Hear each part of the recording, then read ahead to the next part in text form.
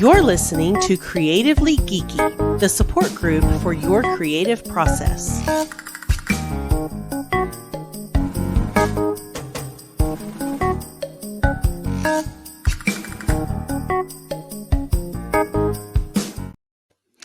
Hello.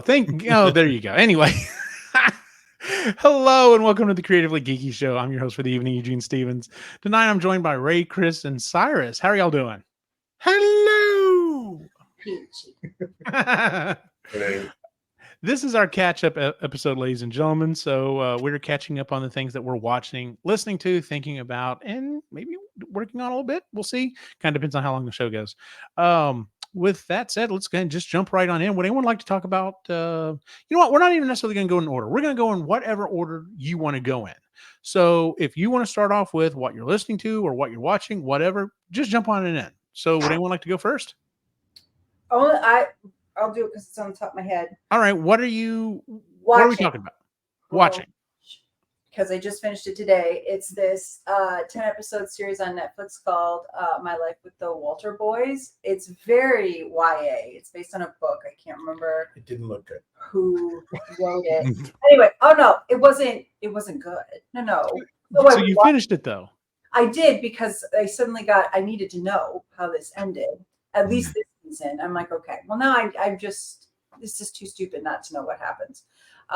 It's about this girl. She gets orphaned. All of her family die in a car crash. So she has to go live with her mom's best friend and her family of 1 million boys. And it's out in the middle of nowhere in Colorado. And she's a girl from the Big Apple. So she's got to like fit in, except 2 of the boys develop a crush on her. It's a weird love triangle thing happening. And anyways, I'm like, this is real. This is plausible. But now I have to know. I got to know which one she picks. Right. Now I'm invested in this stupid teenage show, and I got to know.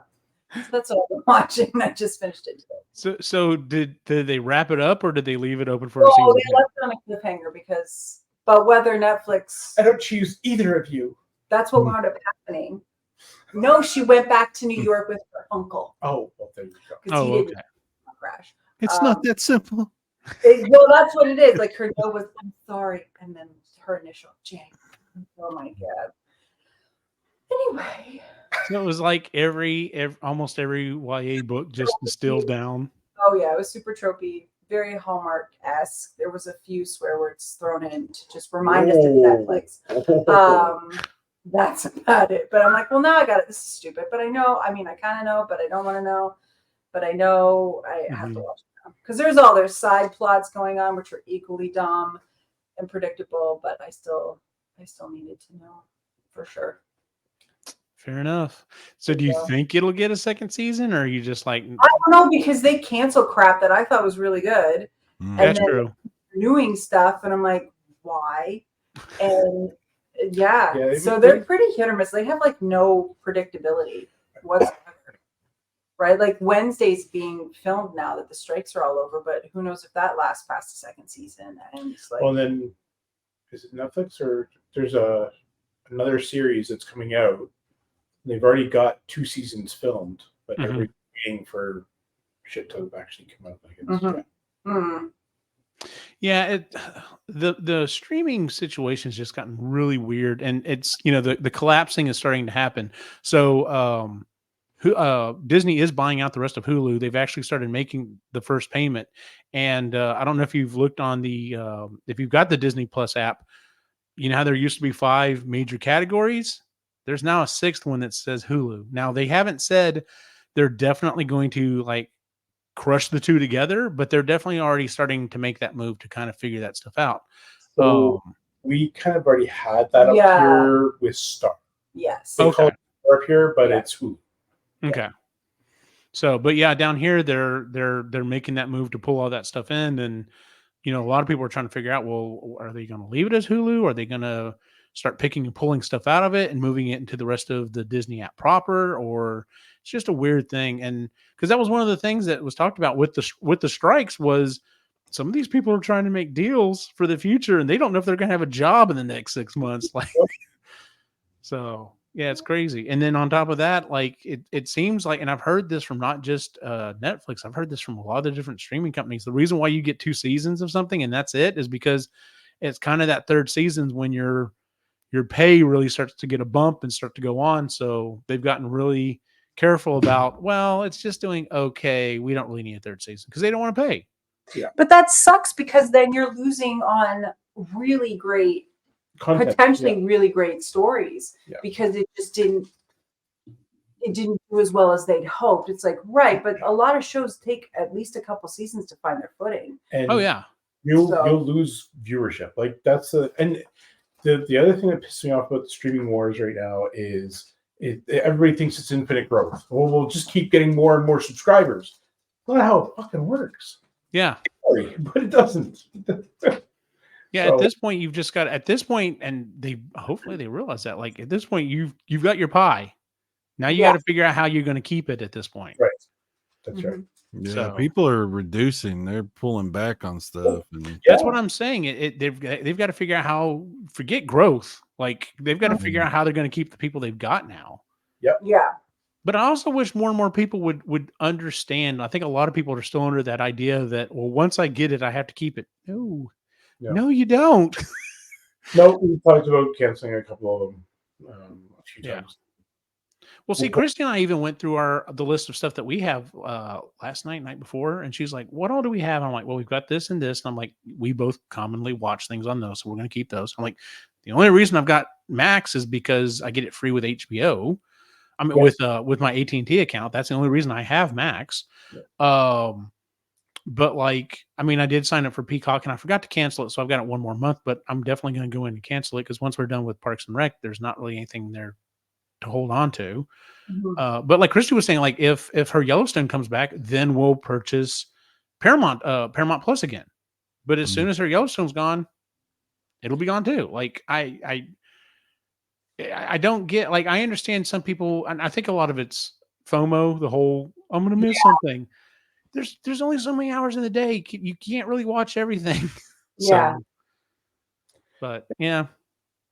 But hopefully you get a third or at least a second season. Hopefully. Well, I mean, I think my life will go on if I don't. So fair enough. I'll be okay. But it was just one of those things where it's like when you read an entertaining book, that does not mean it's good. Yeah, fair enough. It was not good. Chris, Ray, do you want to go next? Sure, I'm going to go with what I'm listening because okay. It's, a spoiler for next month. I'm listening to Demon. Okay. Like real demons or no? I'm listening to demons. They tell me what to do. It's crazy. Yeah, lay in bed in the middle of the night. I don't have to make decisions anymore. I let the algorithm make the decision for me. So Kris isn't going to like any of it. I've listened to well over half now, and I will not be able to even know. So she will not be partaking in that one. Fair enough. And I don't want to spoil anything by any means, but I'm still listening. So okay, so but you're enjoying it. That's what I'm saying. I don't want to spoil. That's for the next show. But are you at least like? I'm intrigued. There you go. Okay. As it goes on, it's. Can you tell me at least what's just what happened? Because I can tell you it starts to make some major turns. So the interview just occurred between the two characters, and the demon was invoked.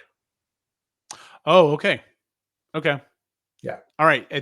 You are about to get to the part where the grander scheme is about to start coming into play. I figured as much. So yeah.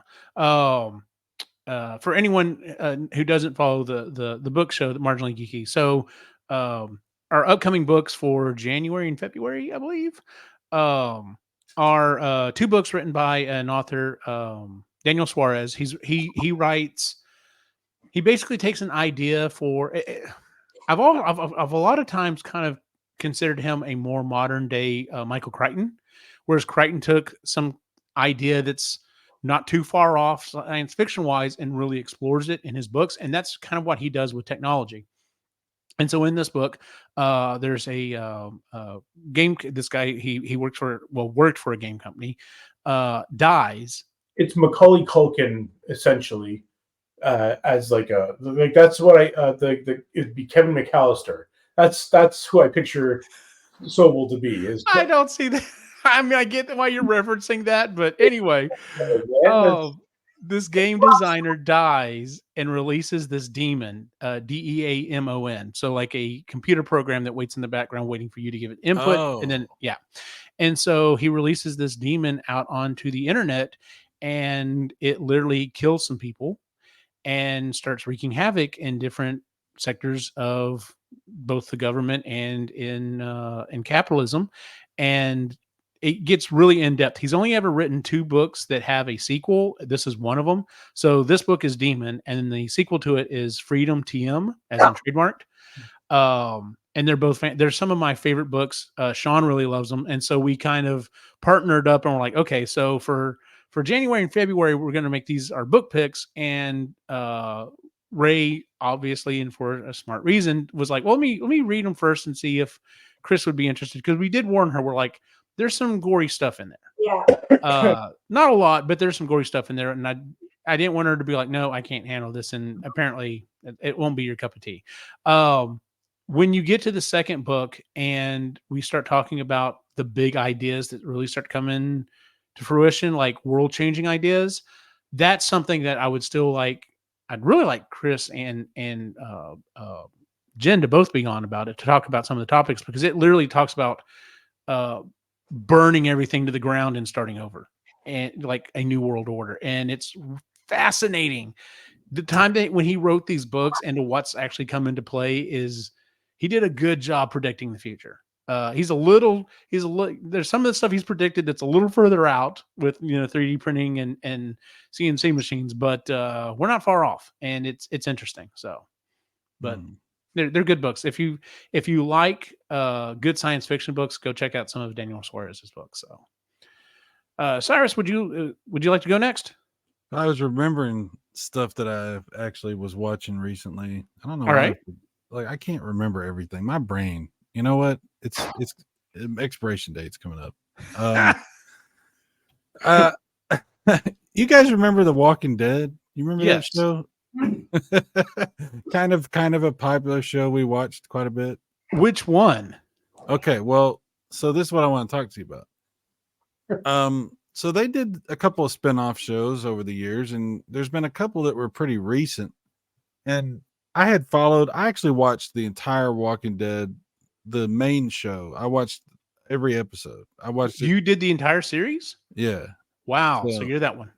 Yeah, I stuck with it because I was curious. I just wanted to know how it was going to end. Mm-hmm. And I mean, not to really spoil anything, but it really didn't end. They have these spin-off shows. And there's one spin-off show that was with Daryl Dixon, and then there's another spin-off show that was with Maggie and Negan, where they go to New York. So I was like, you know what? I got to see these. I just got to see what happens. So I paid for the little thing, I waited. I didn't do it right away. I waited until the whole Daryl season was up so I could, pay and just go through and watch every episode of that. Did it the smart way. Gotcha. So I watched the entire Daryl's show, and then I started to watch the other one. Mm-hmm. And the Daryl show was actually pretty good. It was I mean, I'm not really spoiling anything to tell you. It takes place in France. Yeah. How did he get to France with society broken down? It's not that interesting a story how he gets to France. He's how they don't have the greatest with The Walking Dead. They don't have the greatest explanations for things. Okay. Basically what happened is he got tricked into something. They captured him. He got on a boat and he escaped the boat, and it was one of those big ships, Mm-hmm. And when he escaped, he ended up in the ocean, and then they drifted until they landed in France. So very realistic. Yeah, it. They just really wanted this thing to be in France, okay? Apparently so, yeah. Yeah. And I'll tell you this, it's cool. Like it's shot really well, and the story's kind of interesting. The acting is really good in the Mhm. Daryl show. All the actors are French, like everybody is French.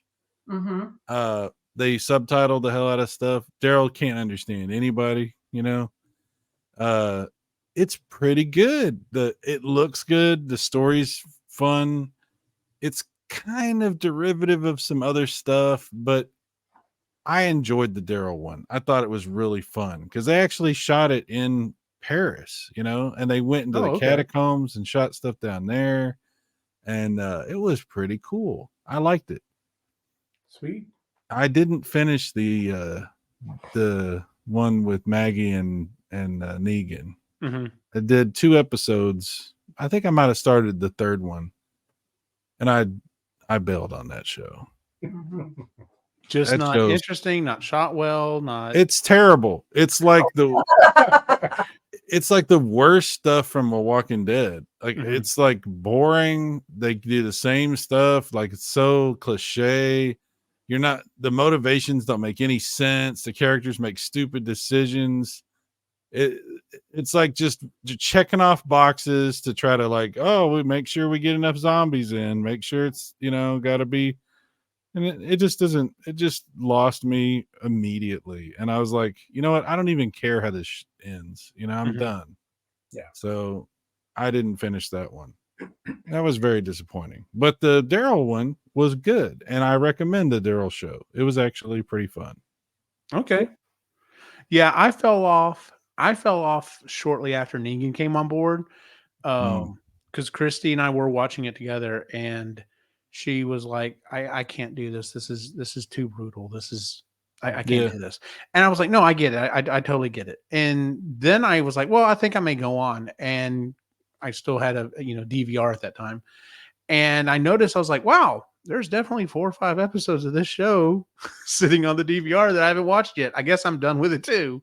So that's just kind of when I fell off as well. So because I'm Yeah. like, I heard about that one and I was just like, wait, I mean, granted, I fell off a long time ago, but I'm like, she watched him beat her. Were they married at the time? Beat her husband to death in front of her with a bat. And Mm-hmm. and now she's teamed up with him. What has Well- happened on this show? Well, I won't. It doesn't really spoil anything for me to tell you that Oh, go ahead. the show they're in together, where they're in New York now, Mm-hmm. like they're not cool with each other. Like Okay. she's traumatized, like she's still. In fact, I mean that's sort of one of the big plot points of that show is like, the fact that she's never going to get over that. Mm-hmm. But that part of it, I guess you could say, is kind of interesting, but that's the best part of that show. Like all the stuff that happens in the show and all the side characters and everything, that show's terrible. But I understand why you didn't want to finish it, because I think that's pretty much what killed the show was that episode where they killed. I don't know how many characters died in that episode. But, 2, the big redheaded guy Yeah. and her husband. Glenn Glenn. and Yeah, Glenn. what was his name? I know he, Michael. What's his name? Anyway, he's yeah. It was too much, And then when the thing happened with Carl, it was like people was like, man, I don't even want to watch this shit anymore, because it was like it was just too much. Yeah. So I get that, and I was just so invested, and I was curious. I was like, I'm gonna see what happens. So I just watched the whole show, Yeah. And I gotta tell you, there was about 2, I don't know, 3 seasons after that, and up until the last season, it wasn't very good. But That's what I'd heard.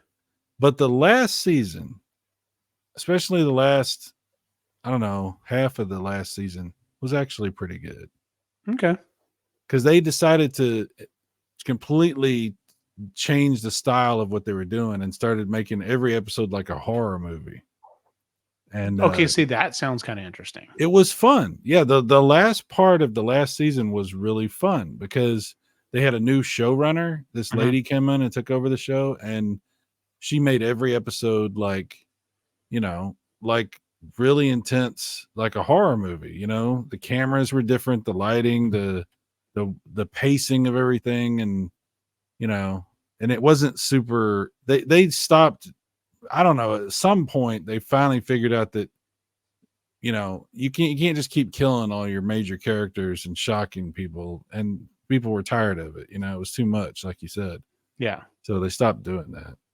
But yeah. So I don't know. I guess I'll probably finish that Maggie and Negan show at some point, but it was Not running to finish it right now though. no, I would rather watch the Daryl show again because it was fun. That was a good show. They shot a lot of it in an old monastery, Mm-hmm. and then they're in the catacombs of Paris, and they're shooting on locations in these really cool, like ancient, like places and stuff.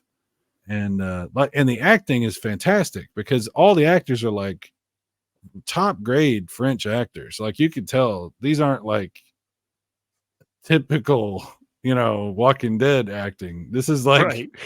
let's just be honest. I don't know what happens on Walking Dead, but the acting's never been spectacular. But this was pretty good. Anyway, yeah, That's cool. Yeah, so they're obviously not driving out to Walmart and being like, hey, we need some more extras. Yeah, they're not going to the backwoods of Georgia and trying to find anybody that knows how to stand in front of a camera. Because that was the first thing I was going to ask you was like, does it clearly look like it was shot in France or not? And so, okay, that's Yeah, this was definitely in France. okay, Yeah. cool. That's cool. The whole thing's green screen. Oh no, it looks like Resident Evil. Like it's all the acting. I don't know what happened. oh my god, yeah, I remembered so much stuff with you going through and playing those games. I was like, wow, the acting on this was worse than I thought, or the dialogue, I should say. Yeah, I wouldn't call it acting. Yeah, no, it's definitely people just reading lines. We're doing what now? Is this going to be a video game? Okay, sure, whatever. They're literally seeing the words for the first time as they're being recorded. Yeah. They're like holding up cards. Each has a different word on it. You're the master of unlocking things. Yeah, no, oh my god, yeah. Oh man. Well, I'll go ahead and move on to what I'm watching. And I haven't even finished it yet, but I already have to give it a big thumbs up. So I'm a huge fan of at least the movie Scott Pilgrim versus the World. I freaking love that movie. I love the directing. I love the writing. There are so many huge actors and actresses in it. It's a phenomenal movie. I love the style. It's just, I just love that movie. I actually like it better than the original comic book series. I do have the comic book series behind me. Just because I felt like it was one of those times that they really kind of condensed the story. Like most of the time, we complained that, oh, they're trying to take this huge story in these books and condense it down to this one little bitty thing. And, most of the time you have to cut out all the really interesting stuff. They actually did a really good job of condensing it. And then a couple of months ago, Netflix says, hey, we're doing an animated Scott Pilgrim series. And we literally have all of the voice actors back from the movie. Oh, So wow. you've literally got every single Brie Larson, Okay. Now I'm in. Chris Evans, like everyone is back. All of the original voice cast is back. And it's just like, I was like, this is going to be interesting. And so I was talking to my buddy Travis when we were driving down to a Ghostbusters event, and I was asking because he's a big fan of the movie as well. And I was like, so are you excited for the cartoon? And he's like, yes and no. He goes, I don't understand what they're trying to do. Like, we already have the movie. Why are you getting the voice cast back together? Are y'all just going to do an animated version of the movie? Because we've already got that. Like, it's almost kind of the opposite of what's happening with a lot of anime right now. Everyone's like, we've got these awesome animes and they're trying to make a live action version of it. And most of the time it's not turning out too well. Apparently there's a couple of standouts, but for the most part, it's kind of more so missing than hit. And I was like, no, I get that. I said, I'm interested to see what they do with it. And he even mentioned, he goes, well, as long as, now granted, he also writes and directs movies and stuff. And he's like, as long as they've got a story to tell, I might be interested.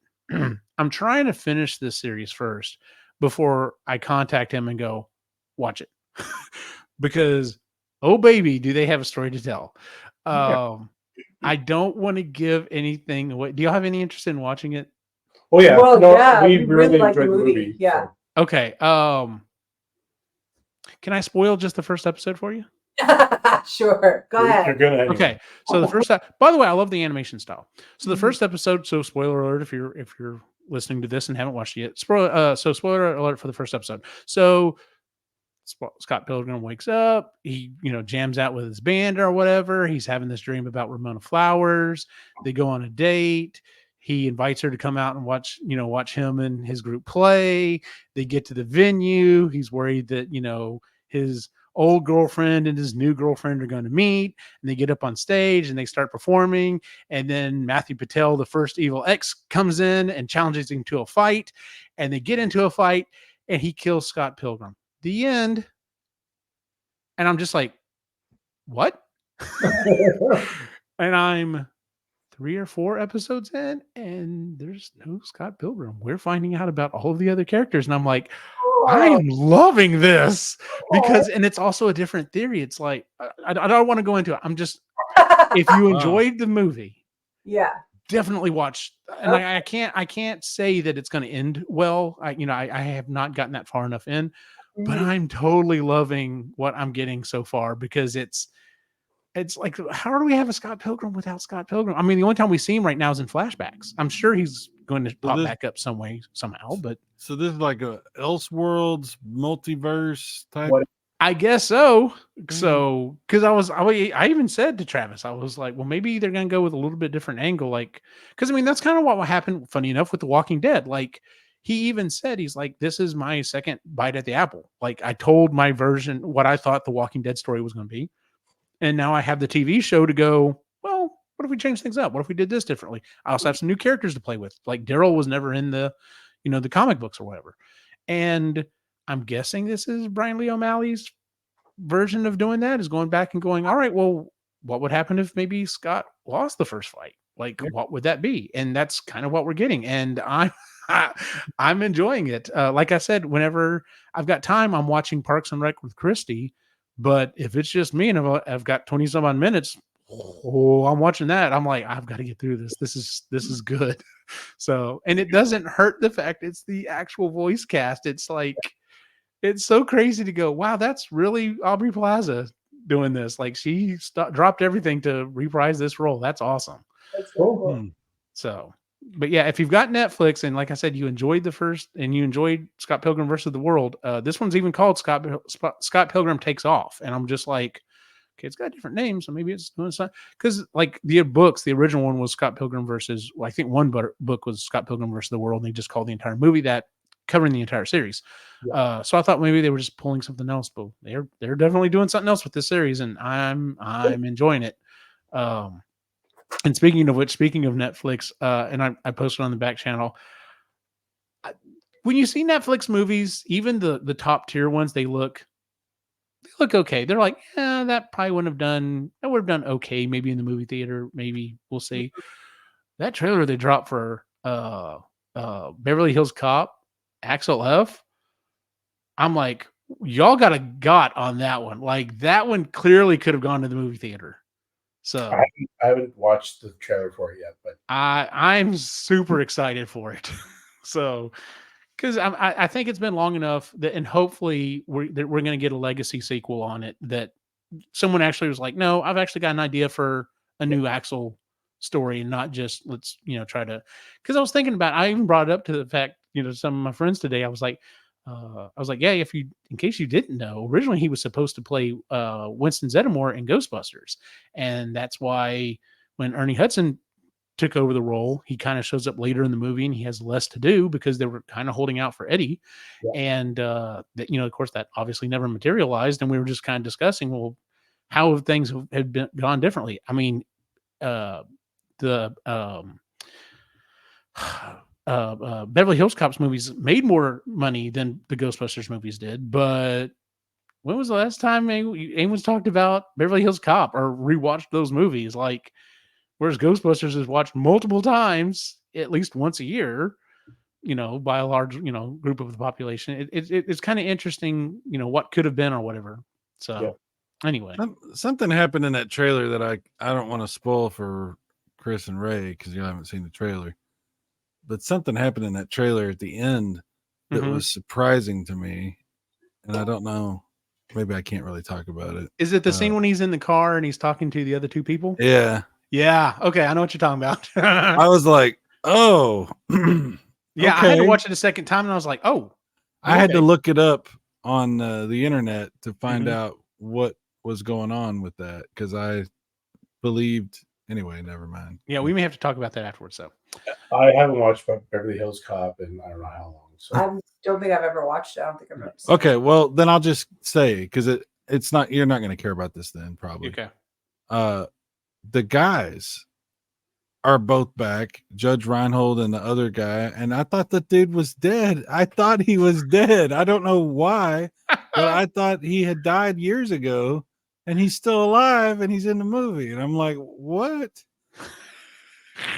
I was just surprised Judge Reinhold was on there. I was just like, I thought he basically told Hollywood, up yours, I'm gone. Like I had to look this up to find out why wasn't that dude in the third Beverly Hills Cop? And it turns out he wanted to be, and he was going to be, and then they just couldn't get the scheduling worked out. That was it. Because I remember when the third Beverly Hills Cop came out, everybody was like, "Oh yeah, he died." He didn't die. Like he's been alive the whole time. He's like 80 years old, but I'm like, God dang it. Why has this guy not been in more movies? I love that dude. I love that they're both, and Judge Reinhold too. He told, like you said, he just I guess, I don't know. Who knows? Yeah. Who knows? This behind the scenes stuff is so confusing. But and that scene by itself, it was very well acted. It was very well played too. Like the chemistry between those three guys, I was like, wow, there's chemistry there. That was fun. I enjoyed watching that little scene in the commercial or in the trailer. I want to see another trailer because I don't really understand what this movie's about. That's my only thing. I don't either. But I'll be honest with you, I don't really kind of care. I'm just kind of like, all right, cool. I'll go with Axel F again. I'm like, sure, let's go for another run. Yeah. Oh. I just want to know what the hell is happening. Like, give me a premise of some kind, because I'm a little confused about that. But I'm sure we'll probably get a second trailer. So, but I mean, that's usually how it is. Usually, the first trailer is teasing, and the second teaser we get a little story, which is why I've kind of come down on. I want 2 trailers for a movie max, and that's it. Because usually after the second trailer, then they start spoiling stuff. Yeah, I know you don't like that's why I was like, oh, Eugene wants another trailer because usually you're like, I don't want to see anything. No, I'm perfectly fine with 2 trailers. 2 trailers is, okay. I'm good to go with. Like I said, when you start getting into the third one, you're just like, and then you watch the movie, you're like, that was clearly from like the end of the third act. Like you almost gave away the final ending of the movie. Oh, like, these Dune trailers are like, they're getting crazy with the stuff they're showing in the. Yeah, I still haven't watched the first movie. I What? waited. I specifically waited because I was like, I'm not going to watch this movie and wait for a year and a half, 2 years or whatever. So wait a minute. But you watched the Star Wars movies and shut up. Still be waiting for Marvel to end it. Yeah, all right. We got to open this up here because no. All right. Kris, what's the next thing you'd like to talk about? Listening. Okay, what have you been listening to? So I don't have like a whole lot of podcasts that I listen to just because normally I listen to audiobooks, but I hit a dry spell with the audiobook thing. So there's this one podcast that I listen to called We Can Do Hard Things. And it's Glennon Doyle, her sister, and her wife, Abby Wambach, who is a professional soccer player in America. And it's a self-help, I guess, podcast. Glennon's written 3 books about her life as kind of like memoirs and things she's learned and stuff like that. Anyway, so this particular episode, it was 2 episodes, and they had an expert on. She's a therapist. Her name is Lindsay C. Gibson. And she specifically deals with emotional intelligence. And so the last 2 ones were how you can identify an emotionally unintelligent person, And then the second one was no. how do you disentangle yourself from somebody who is emotionally unintelligent? And it was like, oh my God, the holidays are coming up. And they talked a lot about how emotionally unintelligent some parents are and the way you grew up and how that manifests and shows itself as an adult. And I'm like, oh my God, all my sisters need to listen to these. And everybody should, because everybody has some emotional immaturity, yes. right? Like everybody's got their thing, right? But some people are like, the bar is low. And it's interesting how they see the world and how fragile and insecure they are, and you know, how they can't handle big emotions. They can't handle emotions with long tails, and that makes them do things that aren't so great and stuff. So I've been listening to that, and I was just like, oh. I mean, but then like to hear it and Right. Yeah. get some kind of support and validation from that is really nice. And yeah, and I'm sitting right here. You could just tell me that I'm no, you're not.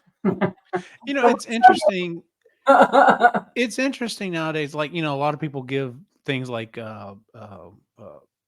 TikTok and you know, reels and whatever else, you know, a lot of flack. And yeah, I would say probably 98% of it is you know, the equivalent of eating potato chips for video. It's just, there's just nothing there. There's not any substance.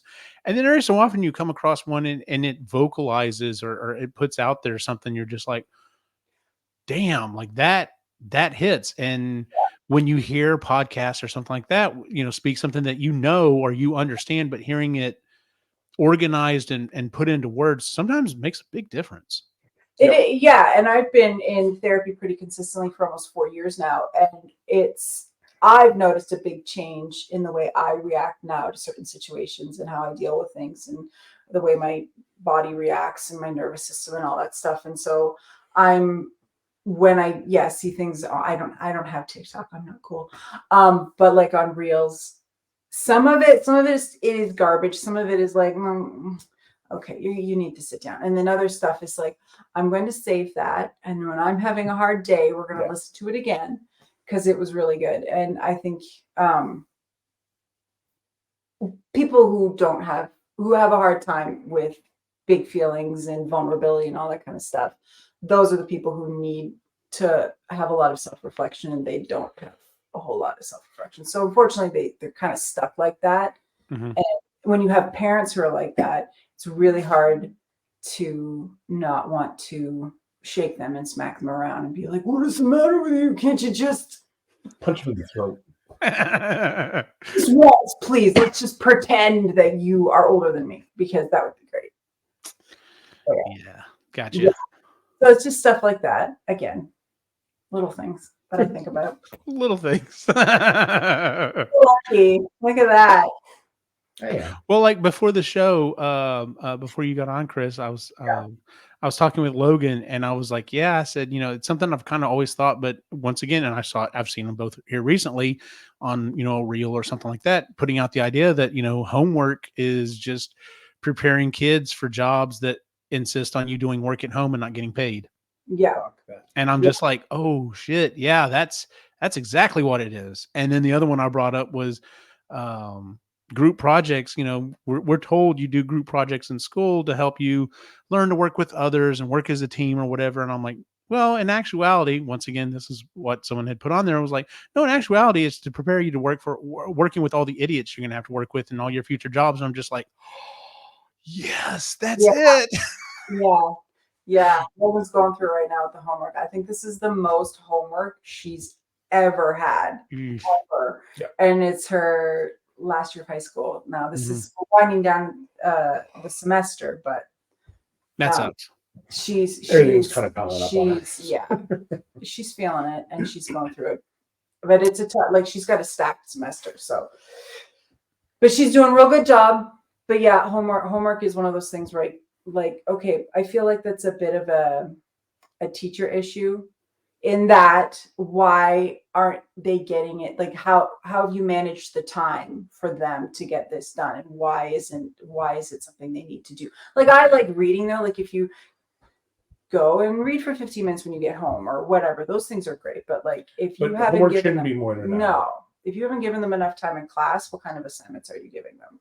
Yeah. Right. And well, like, and the project that the boys just had to do, like they had to make a poster or a trifold with Mhm. different information and blah, blah, blah. And like Christy and I, you know, we've been in education for 20 years. So we've had this rammed down our throats multiple times and just like, are y'all not getting this? Like, what about those kids that don't have parents like Christy and I that are Yep. helping them with their stuff, that have access to a printer? Like, so you're basically telling this kid, figure out a way to get a poster. If you don't have the money, figure out a way that you can write everything up and make it look halfway decent. Like, Yeah. that Yeah. really puts those kids behind the 8 ball.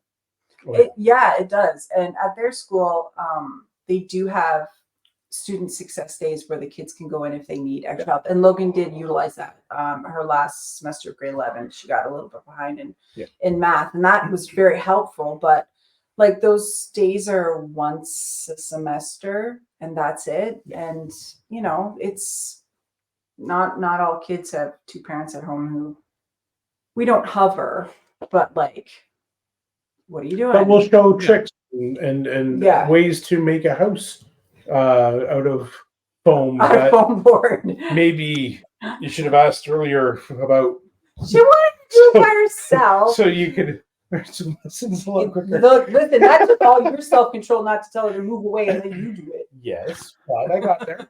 Yeah, no, I get it. Sometimes it's just like, just let me do this. Like, It's easier. It's brutal watching you, but She's watching it right now. yeah, she's over there doing homework. She's writing an essay right now.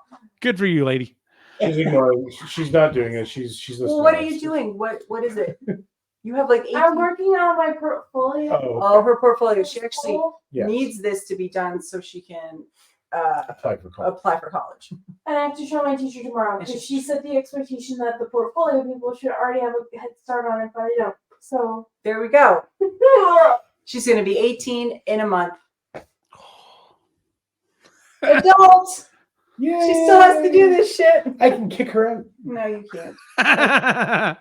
So that's what I've been listening to about emotional immaturity. I feel like everybody needs to know about it, and the criteria and self reflection is super, super important if you would like to change things about yourself, because it all has a ripple effect. It's the people who piss me off who are like, oh my God, I'm drowning. Oh, my life. And they start complaining. It's like, okay, I'm sorry you're going through that.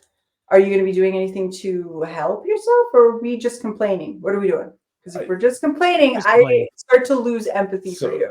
I'll take it a step further. It's the ones that are like that and wondering why the kids aren't around anymore. Or wondering why the kids aren't around, or wondering why things aren't changing for them, or wondering why they're still stuck where they are. It's like you have to What have you done to change anything? but it requires a level of self-reflection that I don't think the majority of people actually have. So that's frustrating. Nope, I totally agree. Totally agree. Ray, what are you moving on to next? You've already done listening to, right? Yeah, I did listening. So I'm going to go thinking about, I've been trying to think about how to get a PlayStation 5 for free, because they've got some good fucking games coming out. So Spider-Man 2 has dropped, which looks amazing. And then you've got Logan coming out, which looks amazing. And then they also have, what's the latest one I just saw? I sent it to Joseph, and I was like, dude, this is driving me nuts. I have to find it. Okay, I'll look. You keep talking. No, I have to look it because I sent it to Joseph. Oh, you So, okay. Because I said, dude, it's killing me. The Last Ronin. The Last Ronin is coming out on PlayStation. And so I'm like, that's 3 amazing games that I want access to. So I think I'm more frustrated about the exclusivity of these games. Like, it's the console wars they drive me insane because of this shit. So well, it's almost getting to the point, since the 2 companies have bought up, especially Microsoft has bought up so many systems and other companies and stuff. It's really kind of gotten to the point. It's like That's the only difference between the two systems, the exclusives, and they're almost in-house now. Like they're almost all in-house. So it's like you're firmly in the Sony camp because you like these games, or you're firmly in the Microsoft camp because you like these games. And I'm a little shocked that Disney, who owns Marvel, is allowing Sony to, and it must be I figured for Spider-Man, okay, they own Spider-Man, Sony owns Spider-Man, so that's why they have this. But when they talked about Logan and now The Last Ronin, I'm like, how does Marvel not see we're losing money if this isn't like both sides? Cyrus, thoughts? Cyrus, the expert. Thoughts about the games. I just saw the Game Awards last week. Their annual like trophy TV show, you know, and it was interesting. I heard Xbox did well. Oh, I gotta tell you, Hellblade 2 looks so good. It looks unbelievably good. Like at least the graphics and the concept. I have a Series S, thank God, because I definitely want to play that. Which, by the way, Series S is pretty good. It's not bad. Needs more memory. That's the problem. They got a problem. They have a serious problem at Microsoft with memory. I don't understand these people, but anyway, go on about that. But as far as PlayStation goes, you know, there's the very strongly rumor that there's a PlayStation 5 Pro that's about to come out, and people are trying to figure out if that's real or not and what the specs would be for something like that. And up to this point, up until last week, I was like, why would you possibly need a PS5 Pro? Until the trailer for Grand Theft Auto 6 dropped. And I was like, oh, okay. I see. Because the graphics, I don't know if you've seen this trailer, but it looks amazing. Yeah. Yeah. There's never been anything like that. That's unbelievable amount of detail. Yeah. And yeah, I can see why you would want more power for something like that. But you know, I've got a PS5, and I got to tell you, I saw a really interesting breakdown. I'm going to go on a tangent for a second. I saw a really interesting breakdown from Digital Foundry, which is a YouTube channel that talks about technical stuff, and they were comparing Gran Turismo 7 to the new Forza Motorsport that came out not too long ago. And there was a really interesting breakdown of technology differences and graphic differences and just every kind of assessment of those two games. And really reminded me of why I love what Sony does, because the exclusivity is their greatest strength. Okay. Polyphonal, or however you say the digital, the studio that makes Gran Turismo, they are the best in the business for making video games about cars. Okay. And Turn 10 Studios at Microsoft that makes Forza is like the best on that side of things.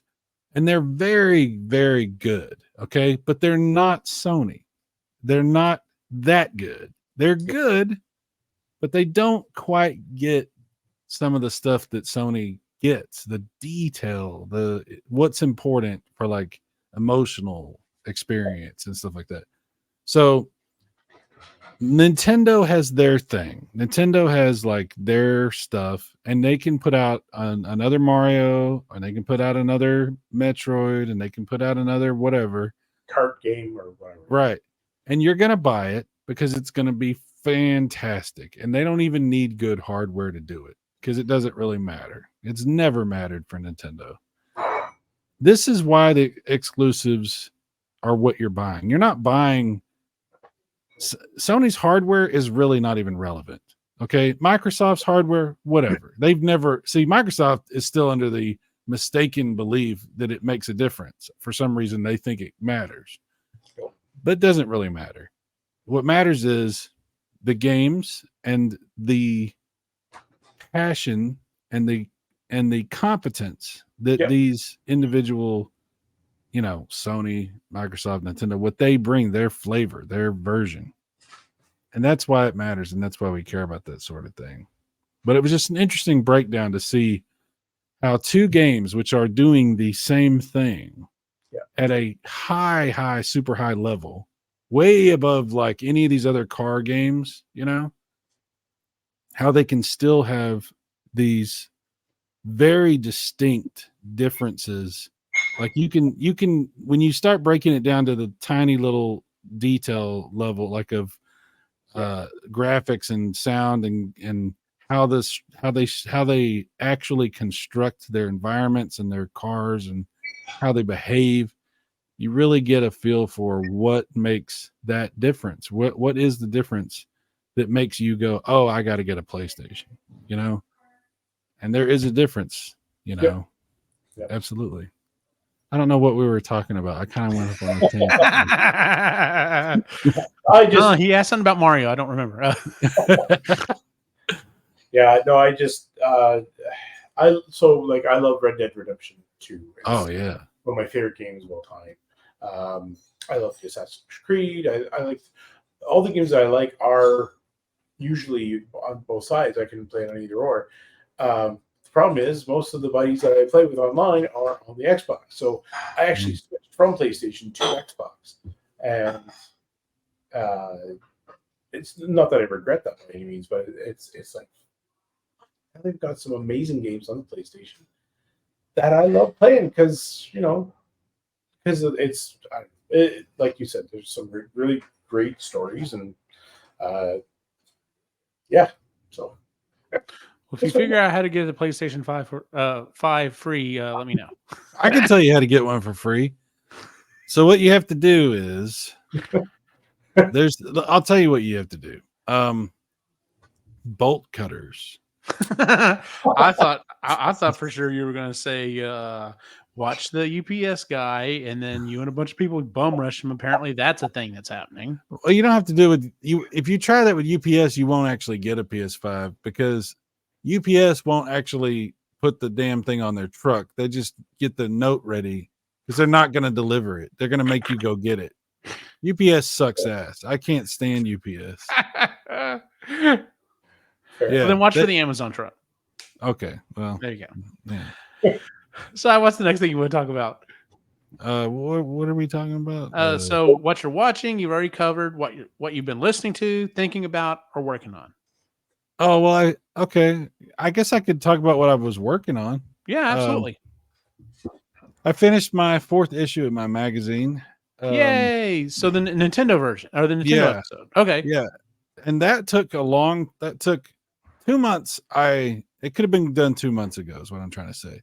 The reason that it wasn't done is because I wringed my hands about whether or not I was even going to do it, because there had been this big controversy and discussion about Nintendo possibly like down the road causing me some problems because of whatever, because it's Nintendo.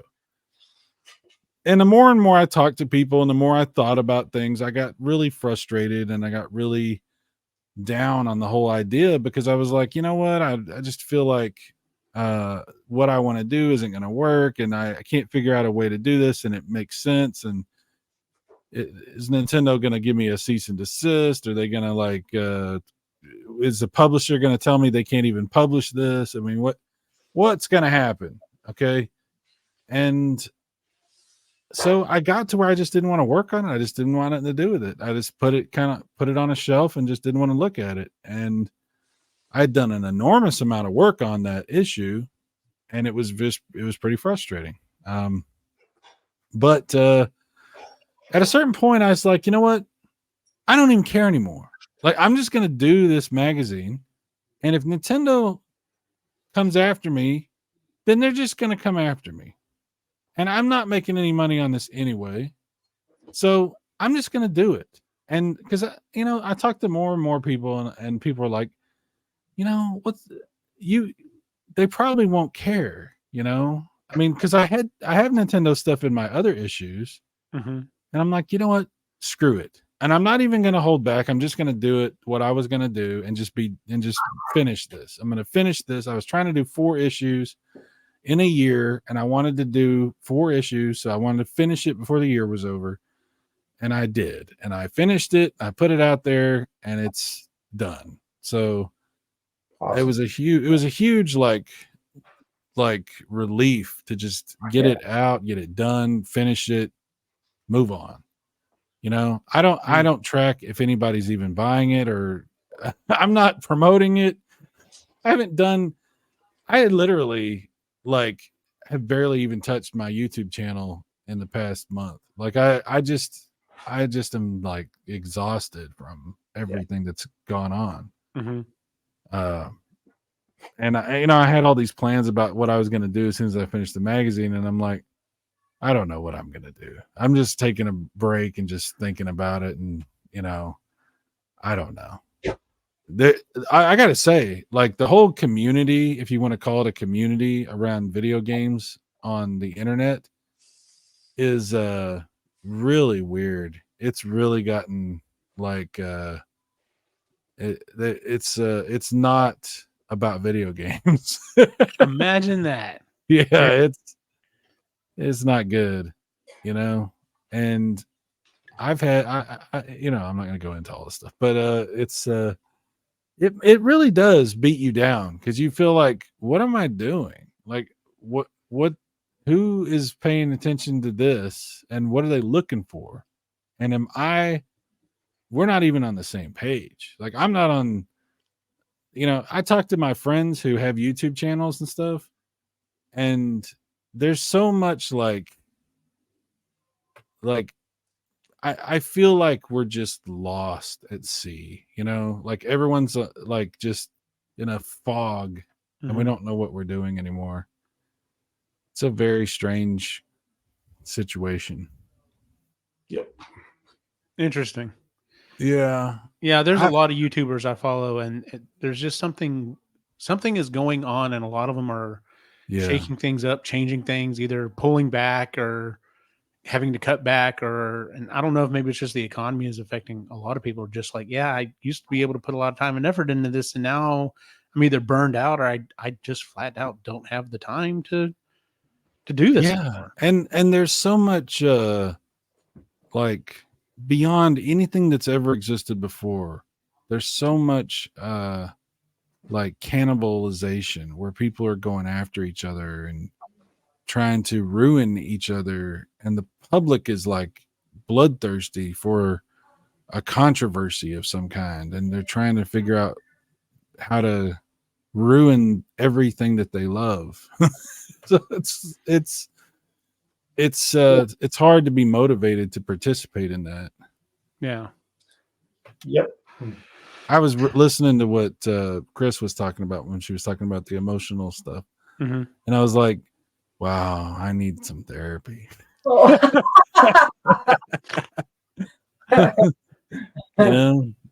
It's good. I think we all do. I would agree. Yeah. Yeah, everybody does, especially after the last few years that we've experienced.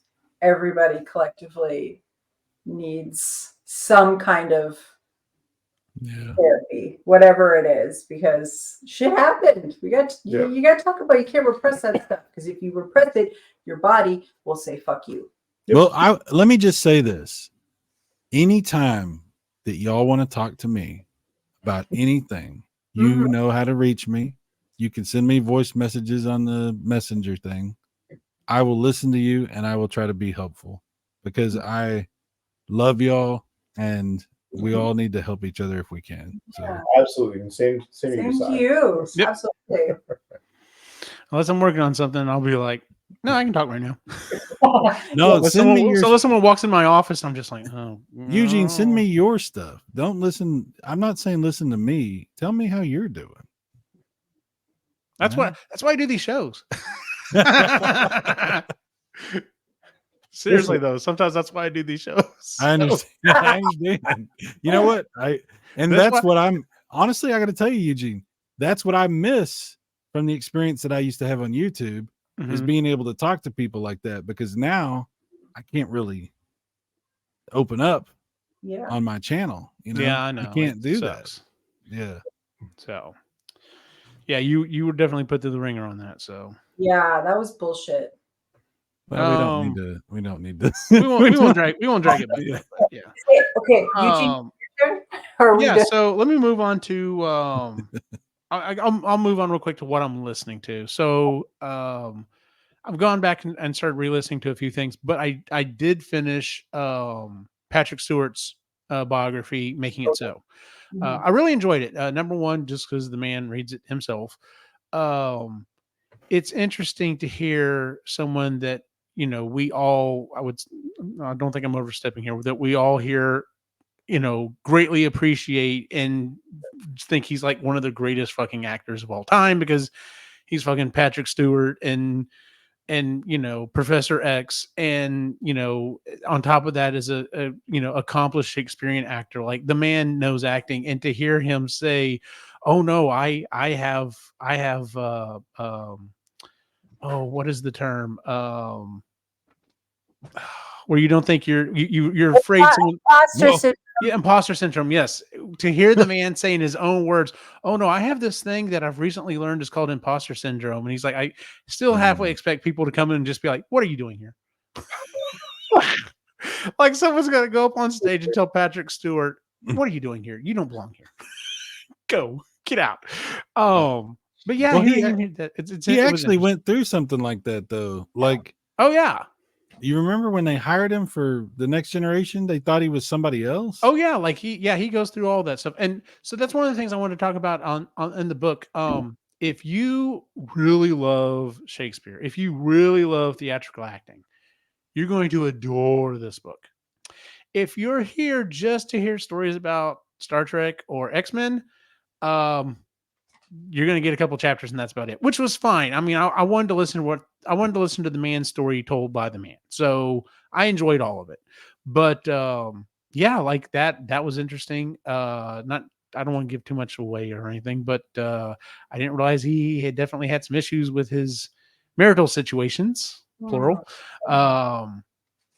But yeah, he does talk about that, and he talks about and it's interesting also to hear him just like, I didn't realize that him and Ian McKellen weren't like lifelong friends. Like, everyone just kind of assumed they were lifelong friends, and apparently no, they met later in life but became, It was like It was X-Men, I think, that they. yeah, it was X-Men is when he knew him previously. In fact, he even tells the story. Ian McKellen told him, "Don't do the Star Trek thing. This is not a good choice for you. This is not going to work out for you." And he's like, I still throw it in his face from time to time. I would too.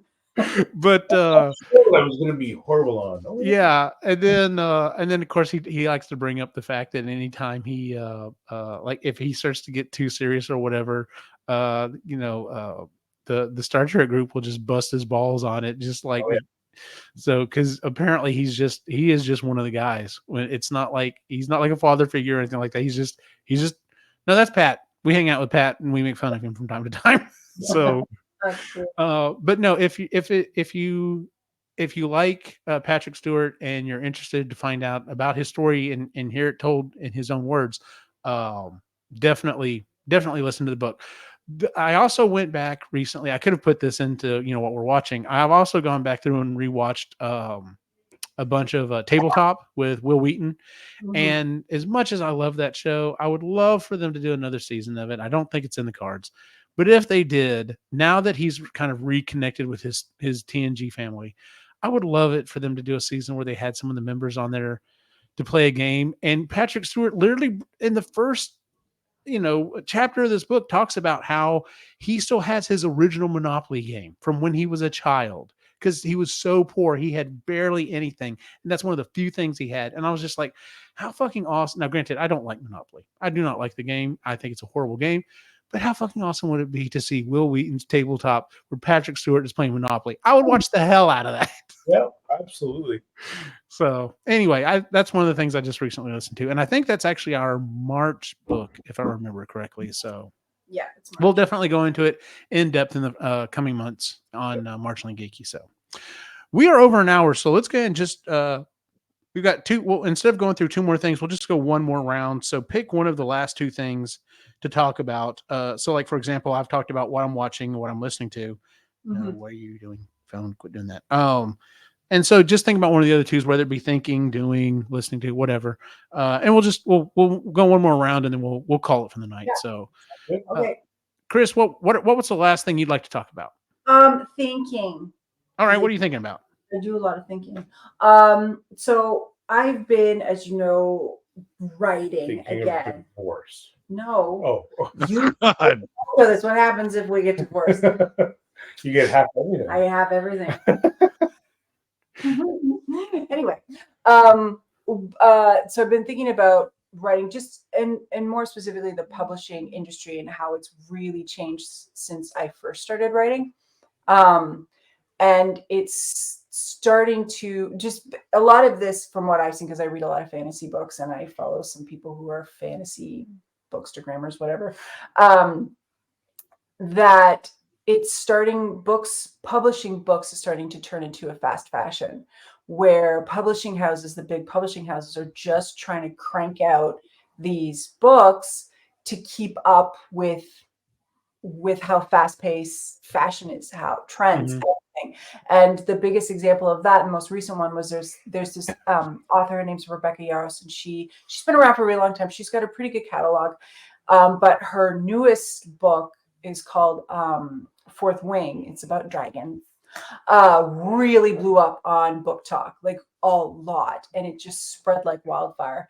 And she was contracted to do this series, but they pushed the release date of the second book to 5 months past the release date of her first one. Yeah, 5 months. Usually it's like a year minimum. Year, 6 months.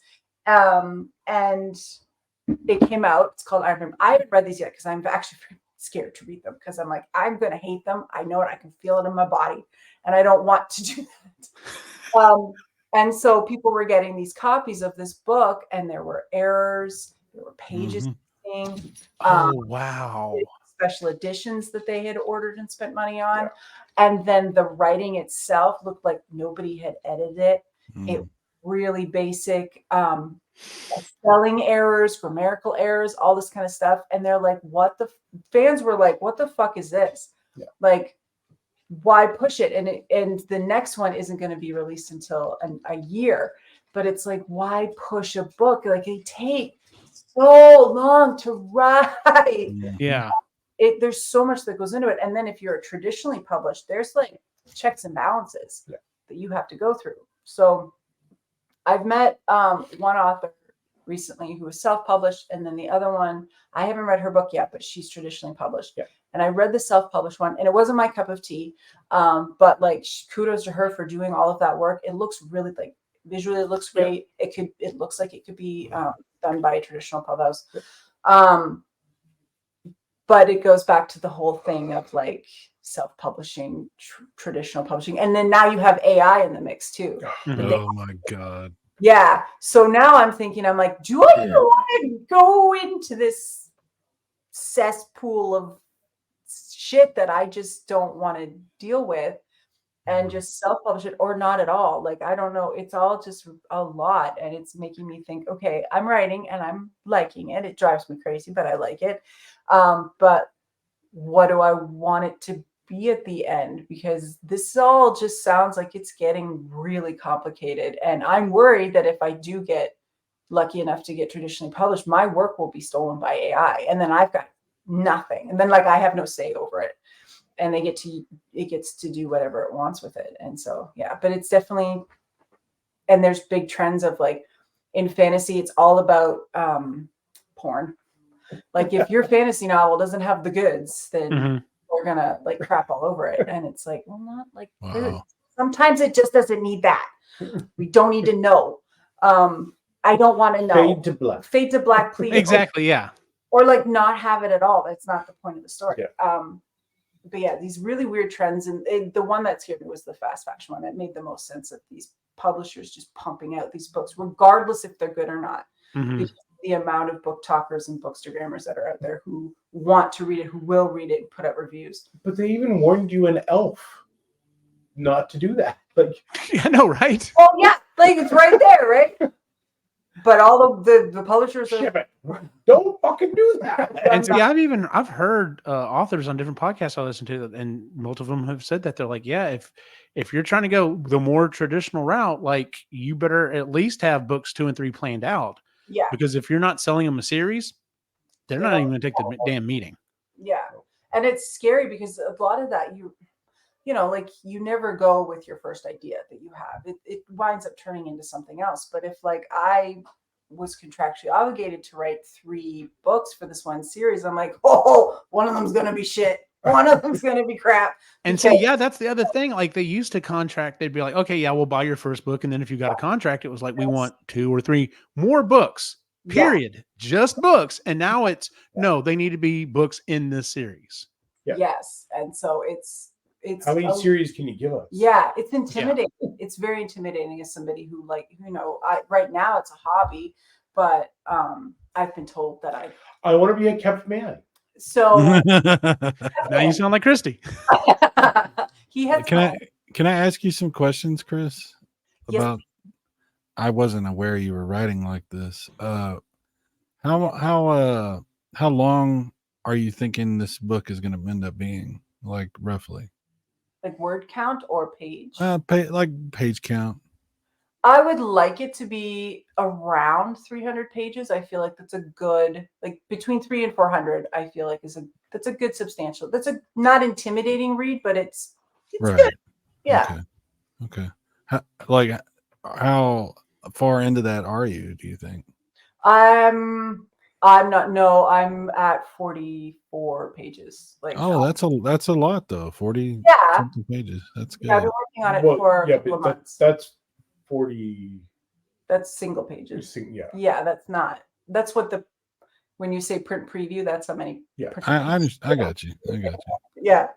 Well, that's great. Like, what kind of is like what kind of, if you were to categorize your genre, what are you doing? I would put it in. There's no else in this one. Oh, okay. Oh my. I can't write that, by the way. I can read it, but I cannot write it. I start giggling and blushing. I can't. I've tried, and I'm like, I would love to be in the room to hear you just over there like giggling while you're just trying to type and be like, what are you watching? You're like, no, I'm typing.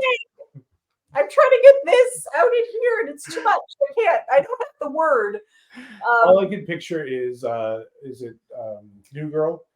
She can't say penis. She said everything else. Penis. I'm like, me can't.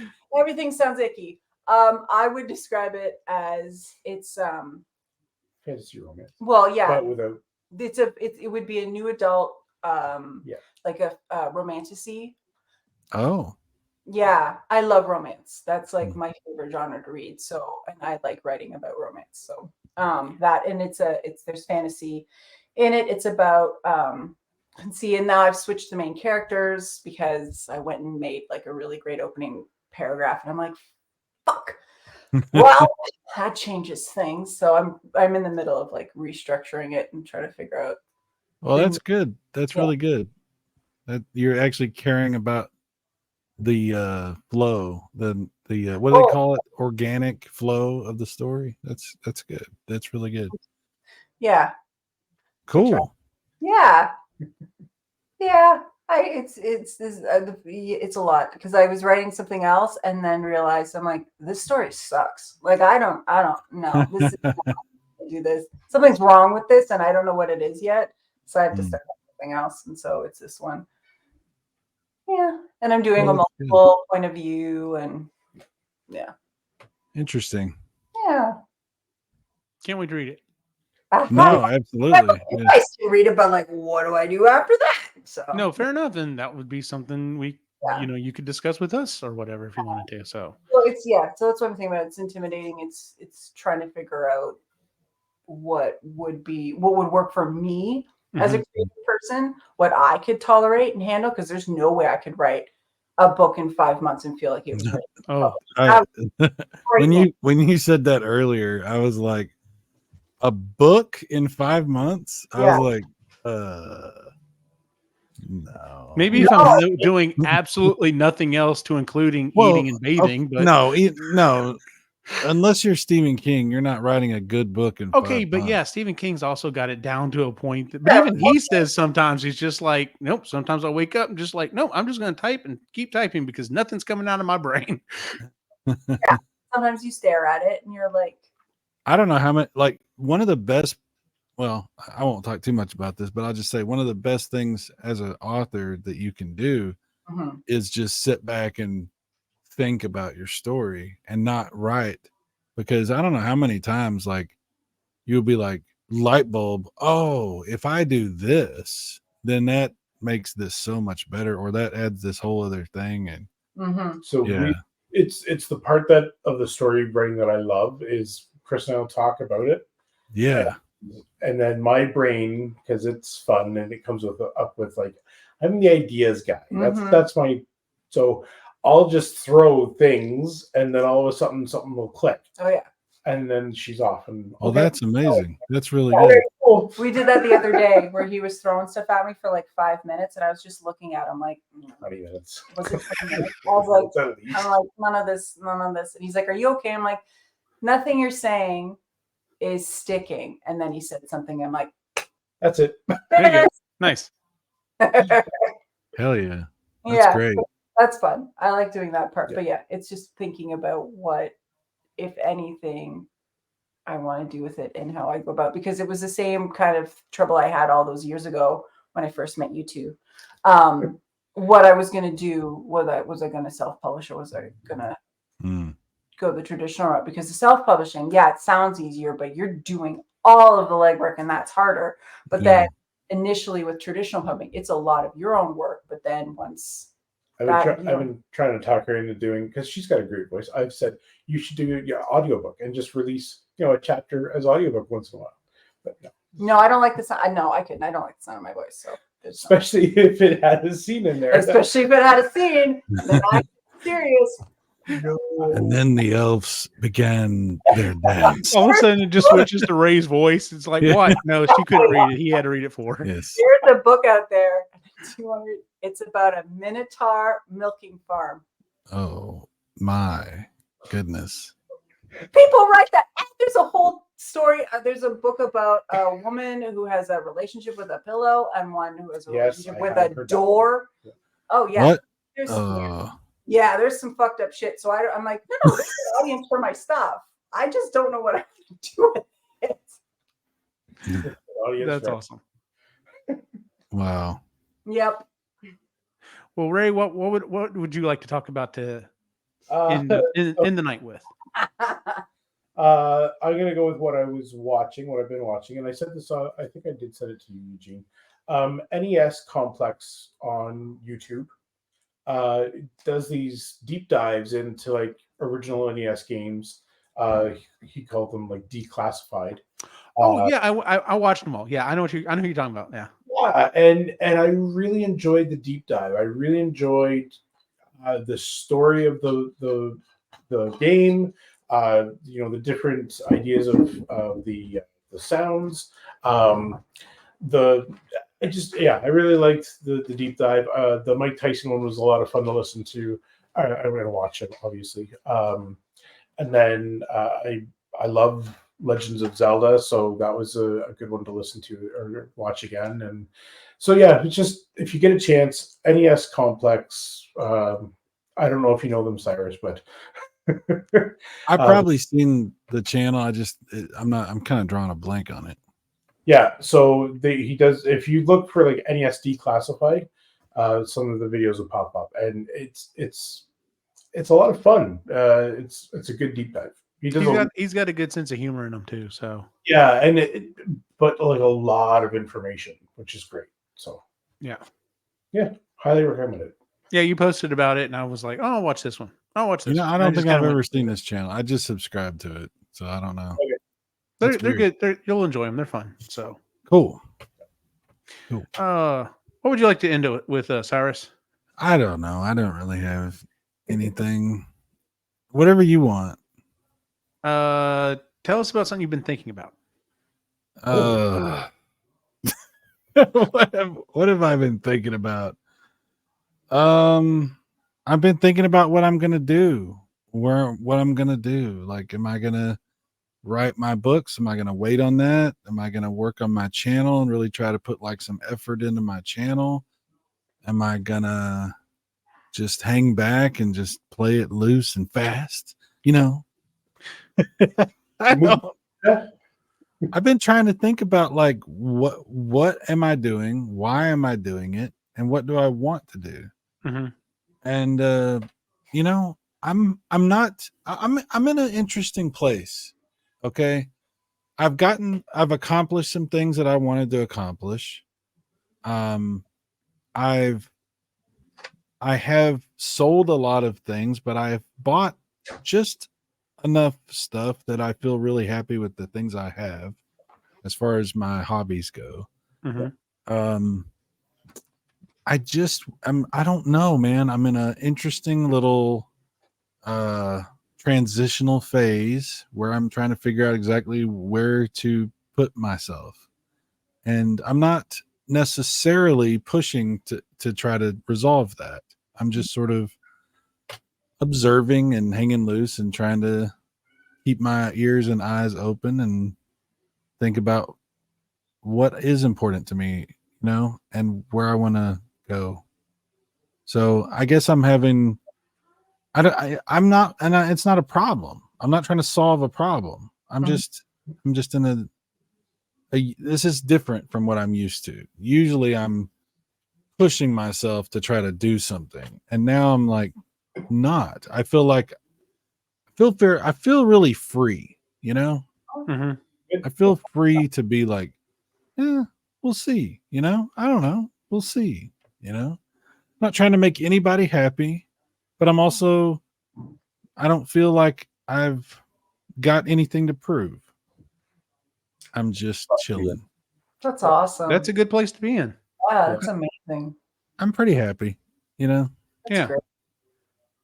Nice. I'm kind of in a similar situation. I told myself a month or so ago, whenever I finished Nick's, clone armor, I was like, no more big projects. I'm not doing any big projects for at least a month or so. And I found myself getting interested again in trying to do not necessarily a big project, but a couple of little things. But I get what you're saying. It's like, do I really want to go down this path, or do I want to just keep chilling? Like I said, I've really enjoyed just sitting on the couch and watching TV with Christy in the evenings instead of being like, all right, well, tonight I need to get this next step done. I need to get this done so I can get this finished. And it's what? It's nice. I got to interject for just a second because you said something that really spoke to me. I was thinking about in the context of video games. I was thinking of, oh man, you know how we talk about like we have a backlog of stuff and I'll never get to all that stuff. I started to think I need to get to that stuff. And because we're getting older and your eyes are going to get worse. Your hands are going to get worse. Your coordination's going to get worse. Everything's going to get worse. I want to experience good stuff in my life. Okay. I want to have good experience, and what you were talking about a second ago was what spoke to me when you were talking about just chilling and hanging out and watching stuff with Christy and the kids, because in the end, what we really want to do is have a good life with good experiences. And that's the goal, right? Making the most stuff, pushing yourself to get this accomplished. That's good. But what's really the focus, I think, is to make sure that you're having those good experiences and sharing them with the people that are important to you. Yep. And I so, agree. Yep. yeah. I'm sorry. I just wanted to throw No. I'm glad you said something. So yeah, I just want to interject. Like I said, the whole time you were talking, I was like, oh no, I get this vibe right now. I get kind of wanting to do something, kind of wanting to maybe start on something, but also being like, no, I'm kind of just enjoying just hanging out, just doing whatever. Yeah. So. I think having my daughter with me right now has really like altered my focus and drive and thought process about a lot of stuff. It's really, I really want to try to, I mean, everything I do now, if she walks in the room, everything stops and I'm focused on her. That's And awesome. Yeah. yes. And it has made me, very, very happy. I'm, I don't want to get too sappy or whatever, but this is, my favorite role in my life is a father. And being able to be a father has really given me a sense of satisfaction, completion. Nice. Awesome. So, That's awesome. Very awesome. I'll wrap up real quick. The last two things I had were either the thing I'm thinking about or the thing that I'm doing. I'm just going to go with thinking about because it's kind of more topical. I'm thinking about money and I'm thinking about a budget. Because I'm building a new house. And so we'll start. Well, there's two different sides of this. So on the forward motion situation, not only do we have a slab, Christy went by today and took a picture. They've started framing.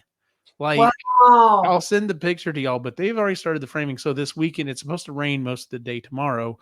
But yeah, so we may actually get to go and kind of see roughly the size of the rooms and stuff like that tomorrow. You know how it is when you walk through a house that just has the frames up. It's. Mhm. But yeah, we may get to do that on this weekend. It'd be kind of fun. But and supposedly we've been told our move-in date may be moved back closer to the end of March instead of beginning of March, which is fine, whatever. On the opposite side of the token, we're getting a lot of views. Our current house is getting a lot of views. It's getting a lot of hearts, a lot of saves on Zillow. We've only actually shown it once. We're supposed to show it twice yesterday. One of them fell through, and the other one fell through literally at the last minute because the guy didn't bother reading the full listing and realized that there are cats in the house. I don't even want to see it. The house is going to be cleaned before you move in. What are you saying? Like, anyway, but yeah. So I'm as much as I want this to go ahead and sell and be done, I really do, just because yes, it would kind of suck if we had to move into like with my mom or whatever and put everything in storage and have to basically take, a sidestep before we can move into the new house. I'd much rather just go from here to there. Yeah, I really just would like to know what I'm going to sell this house for so I can start budgeting. Cause there are some things we're going to have to purchase. Like there's going to be some hardcore things that we have to purchase regardless. But in the back of my brain, and I don't even know if I specifically told Christy this, I just want to move into this new house and be like, cool, I have the shop. So I'll put my circular saw over there on the floor and I'll put this over there on the floor because I can't even afford to build shelves to put it on or something. And it's not like I expect to be able to walk in just immediately renovate the whole shop and get it up and running. But I would at least like to be able to be like, all right, I'm going to buy a nice table to put this on. Or something.